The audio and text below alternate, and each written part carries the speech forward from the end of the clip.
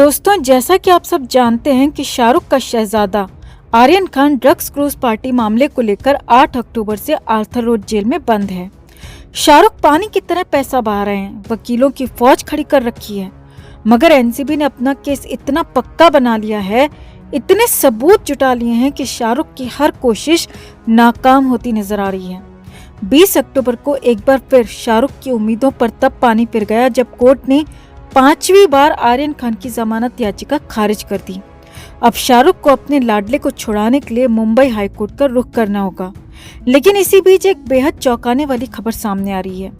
वैसे तो शाहरुख ने अपनी सारी शूटिंग कैंसिल कर रखी है, लेकिन हाल ही में कुछ सोर्सेज से ये खबर आई है कि शाहरुख के प्रोडक्शन हाउस रेड चिलीज के द्वारा एनसीबी के ऑफिस के आसपास ही शाहरुख खान शूटिंग कर रहे थे, जिसे देख लोगों में ताज्जुब फैल गया और सवाल उठने लगे कि जब शाहरुख ने अपनी सारी शूटिंग कैंसिल कर रखी है तो एनसीबी के आसपास शाहरुख के प्रोडक्शन हाउस से शूटिंग क्यों की जा रही है।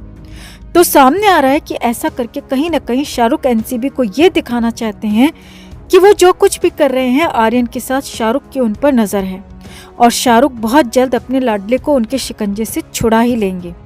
ऐसा करके कहीं न कहीं वो अपनी रईसी का, अपने रसूख का रौब दिखाने के लिए ही ऐसा कर रहे हैं। लेकिन हम सब जानते हैं कि समीर वानखेड़े किस किस्म के ऑफिसर हैं। वो ना ही किसी के दबाव में आ सकते हैं और ना ही किसी के रौब से डरते हैं। तो ऐसे में शाहरुख खान का रौब और रईसी समीर वानखेड़े की ईमानदारी और सच्चाई के सामने पानी भरती नजर आ रही है दोस्तों। और अगर इतना ही घमंड है शाहरुख को अपने पैसे और पावर का, तो क्यों अपने बेटे को अभी तक नहीं छुड़ा पाए। इससे साफ होता है कि एनसीबी के पास आर्यन के खिलाफ पक्के और पुख्ता सबूत हैं, जिनके आधार पर कोई भी जज उन्हें जमानत नहीं दे पा रहा। ऐसे में शाहरुख को इस तरह का रौब दिखाना खुद उन पर ही भारी पड़ सकता है। तो आपकी इस पर क्या राय है दोस्तों? कमेंट में आप भी अपनी राय जरूर रखें और वीडियो को लाइक और शेयर कर अपना प्यार और सपोर्ट भी जरूर दिखाएं। दोस्तों, इस वक्त पूरे देश की नजर आर्यन खान पर है। शाहरुख खान का बेटा इस तरह जेल में रहेगा, ये शायद किसी ने कल्पना भी नहीं की होगी। मगर कहते हैं ना दोस्तों, जब ऊपर वाले की लाठी पड़ती है तो उसकी आवाज नहीं होती। अब देखिए, मन्नत जैसे महल में राजकुमारों की तरह रहने वाला आर्यन जेल की सलाखों के पीछे कैसी स्थिति में रह रहा है। रियल में उसकी कंडीशन कैसी है। ताले में बंद 250 से 300 कैदियों के बीच आर्यन कैसे सरवाइव कर रहा है, इसका आंखों देखा सच पहली बार सामने आया है। और यकीन मानिए दोस्तों, जो सच सामने आया है वो बेहद डराने वाला भी है, क्योंकि जिसने आर्यन को आंखों से देखा है उसका कहना है कि आर्यन को अगर जल्दी जेल से छुट्टी नहीं मिली तो आर्यन की जिंदगी पर भी बड़ी आफत आ सकती है। तो किसने देखा आर्यन को अपनी आंखों से और कैसे जेल में आर्यन की जिंदगी पर बनाई है, आपको बताते हैं सब। आप भी वीडियो को लाइक और शेयर कर अपना प्यार और सपोर्ट दिखाएं और कमेंट में अपनी राय जरूर रखें। तो अब तक खबरें आ रही थी कि आर्यन जेल का खाना नहीं खा रहा, वो किसी से बात नहीं करता, उस पर नजर रखने के लिए अलग से संतरी तक रखे गए हैं। और तो और खबर तो ये भी आई थी कि आर्यन को अलग से सेल में शिफ्ट कर दिया गया है। मगर ये सब सिर्फ खबरें थीं, सोर्सेज के द्वारा दी गई जानकारी। मगर पहली बार वो चश्मदीद सामने आया है जिसने अपनी आंखों से आर्यन को जेल में देखा है। 1-2 घंटे नहीं बल्कि पूरे 5 दिन उसने आर्यन के साथ उसी सेल में काटे हैं। जी हाँ, मुंबई के जिस आर्थर रोड जेल में आर्यन खान बंद हैं, जिस सेल में आर्यन को रखा गया है, उसी सेल का एक कैदी रिहा होकर बाहर आया है और उसी ने आर्यन की कंडीशन के बारे में बताया है। दरअसल हाल ही में आर्थर रोड जेल से रिहा हुए कैदी श्रवण नडार ने आर्यन को लेकर बहुत बड़ा खुलासा किया है।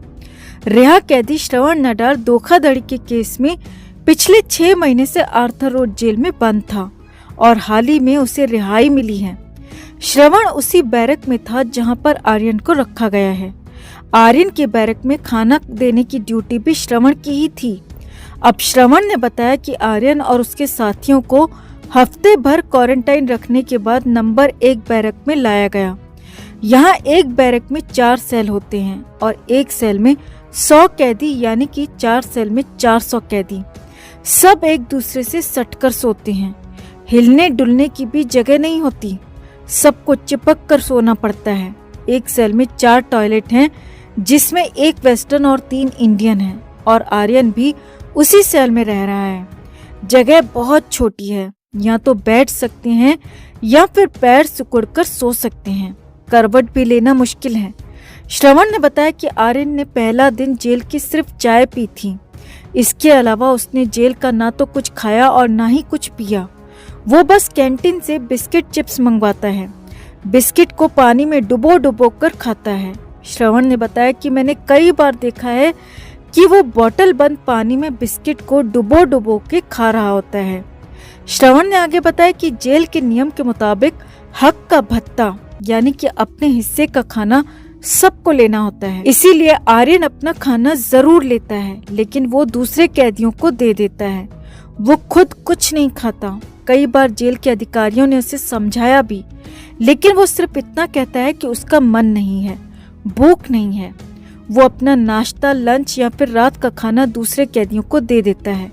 वो अकेला गुमसुम बैठा रहता है, किसी से बात नहीं करता है, या तो लेट जाता है या चुपचाप बैठा रहता है। श्रवण ने बताया कि आर्यन अपने साथ के दोस्त से भी बात नहीं करता। आगे सुनिए श्रवण ने क्या कहा। तो श्रवण ने बताया कि आर्यन घर से आई टी-शर्ट और जीन्स पहने हुए हैं। उसे किसी भी तरह का वीआईपी ट्रीटमेंट नहीं मिल रहा। घर से आए मनी ऑर्डर से उसने कुछ बिस्किट, चिप्स और पानी की बोतल्स खरीदी हैं। श्रवण ने कहा कि जब सेल में मेरी रिहाई पक्की हो गई थी तो मैंने आर्यन से बात की और उसे बताया कि मैं बाहर जा रहा हूँ। तो उसने बस मुझे इतना कहा कि आपको बधाई, आप जा रहे हो बाहर, और उसकी आंखों से आंसू निकल गए। आगे देखिए जेल से रिहा हुए श्रवण ने क्या बताया। तो श्रवण ने कहा कि जेल में जाने के बाद आर्यन काफी घबराया हुआ है, टेंशन में दिखता है। वो जेल में ना तो टीवी देखता है और ना ही किसी से बात करता है। उसकी आंखों में एक अलग ही तरह का खौफ दिखाई देता है और इसी डर से वो ना तो सो पाता है और ना ही किसी से बात करता है। वो मन ही मन कुछ बोलता रहता है। शायद उसे सेल में दूसरे कैदियों से बहुत डर लगता है। कहीं न कहीं उसके मन में अपनी जान जाने का भी डर है और शायद यही वजह है कि वो जेल का खाना भी नहीं खाता। श्रवण ने आगे बताया कि आर्यन की सेल में हर तरह के कैदी हैं। कोई बहुत खूंखार है तो कोई निहायत ही बदतमीज।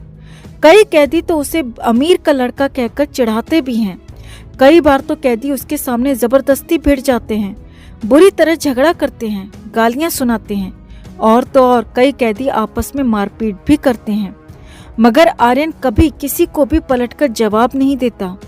यहाँ पर श्रवण की बातों से साफ लग रहा है दोस्तों कि आर्यन के साथ जेल में वैसा ही बर्ताव हो रहा है जैसा कि आम कैदियों के साथ होता है। उसे ना तो किसी तरह का भी वीआईपी ट्रीटमेंट मिल रहा है और ना ही जेल स्टाफ की तरफ से किसी भी तरह की छूट दी गई है, क्योंकि कानून तो सबके लिए बराबर है। मगर थोड़ा परेशान करने वाली बात यही है कि कहीं आर्यन के साथ जेल में कुछ गलत ना हो जाए। इस बात का ख्याल जेल के प्रशासन को रखना पड़ेगा।